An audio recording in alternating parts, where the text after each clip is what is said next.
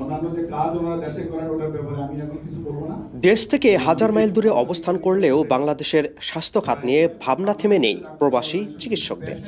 কিভাবে নিজেদের জ্ঞান, অভিজ্ঞতা ও দক্ষতাকে দেশের মানুষের কল্যাণে কাজে লাগানো যায় সে লক্ষ্য নিয়েই নিউ ইয়র্কে একত্রিত হন বাংলাদেশ ও যুক্তরাষ্ট্রের বিভিন্ন স্টেটে কর্মরত বাংলাদেশি চিকিৎসকরা। নিউ ইয়র্কের জ্যাকসন হাইটসে Bangladeshi doctor forum of North America আয়োজিত অনুষ্ঠানটি পরিণত হয় বাংলাদেশের স্বাস্থ্য খাতের বর্তমান ও ভবিষ্যৎ নিয়ে আলোচনার এক গুরুত্বপূর্ণ প্ল্যাটফর্মে।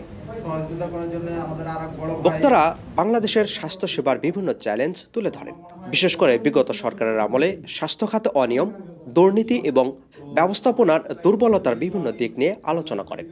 আমাদের এখন ক্যান্সার হাসপাতালের অবস্থা হয়েছে প্রায়, আজকে যদি আমরা রেডিওতে যাই 3 মাস পরে টাইম দেওয়া হবে বা 4 মাস পরে টাইম দেওয়া হবে।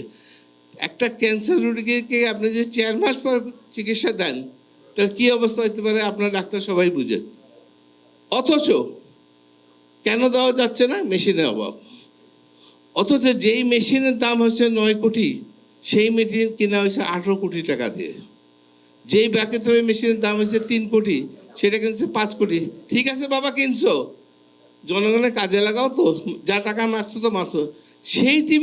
সেই মেশিন 14 বছর 15 বছর যা পড়ে আছে, একটা ফরিদপুরে পড়ে আছে যেখানে ম্যান পাওয়ার নাই, ওটা বসানোর জায়গাও নাই। আরেকটা পড়ে আছে কুমিল্লায়, মানে খুলনায়, সেখানে একই অবস্থা, সেখানে ঘর আছে কিন্তু ম্যান পাওয়ার নাই, কিছু নেই।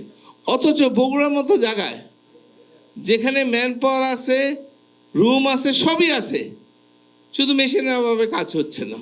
স্বাস্থ্য এডুকেশনে অথবা একাডেমিক সাইটটি বিগত সরকারের সময় একেবারে ধ্বংসপ্রাপ্ত হয়ে গিয়েছে। বর্তমানে যার কারণে যে সমস্ত চিকিৎসক বের হচ্ছেন, বাংলাদেশ থেকে এখানে আসছেন, তাদের সাথে কথা বললেই আপনারা বুঝতে পারবেন the standard of the doctors of Bangladesh কী অবস্থায় দাঁড়িয়েছে। সার্টিফিকেট নিয়ে আসছে, পড়ালেখা করতে এখানে আসছে, কিন্তু দেখবেন যে বিগত দিনে যারা আসছে এবং এখন যারা আসতেছে তাদের মধ্যে একটা গালফ অফ ডিফারেন্স। তাদের মতে স্বাস্থ্যসেবাকে আরও কার্যকর, জবাবদিহিমূলক এবং জনগণমুখী করতে হলে কাঠামোগত সংস্কার ও দক্ষ নেতৃত্বের প্রয়োজন।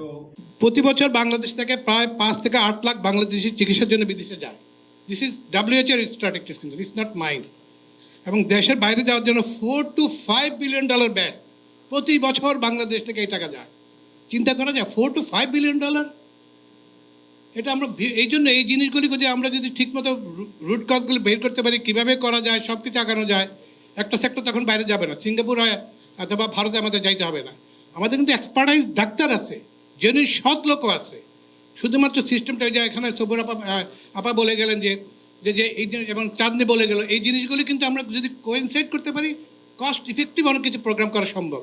অনুষ্ঠানে অংশগ্রহণকারীরা বাংলাদেশে আধুনিক চিকিৎসা ব্যবস্থা সম্প্রসারণ, চিকিৎসকদের দক্ষতা উন্নয়ন এবং আন্তর্জাতিক সহযোগিতা বৃদ্ধির উপরও গুরুত্ব আরোপ করেন।